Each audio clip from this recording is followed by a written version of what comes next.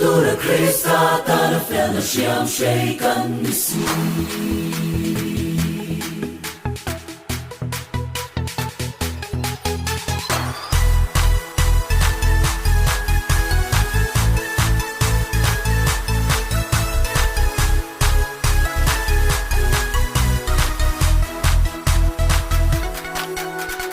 vang lai ni te hi are do love kan vul lai ni te po choi na nyama zu vang lai ni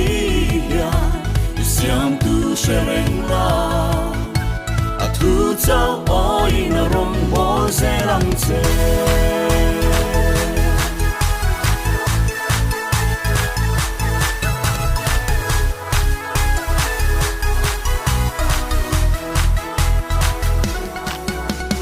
vang lai ni te hi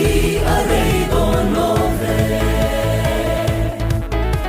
kan vul lai ni te po suai nan liama su vang lai ni ya siam tu shereng la a tu zao oi na rong bo se lam se vang la sa alim masai Lalparong kan bozelo Sualin linti buai chi masala Kan ne selang kan tengkim mai Krista ta ani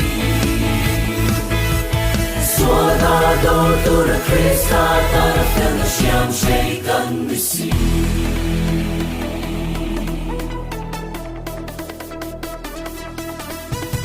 Sama vini kalang o Christian shalai Ni ba shuai tu lal pa ani Suado tu ring in pei ro lal pan Amang dut se Mola vini kalang o Christian shalai Ni ba shuai tu Krista ani Suado tu ring in pei ro lal pan Amang dut se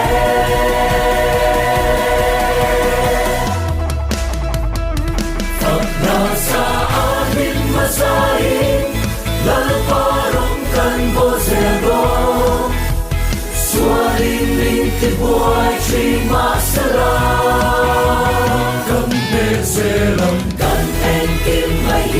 Krista ta ani Suanado tu na Krista ta na fel na siam shei kan nisi Krista ta na fel na siam shei kan nisi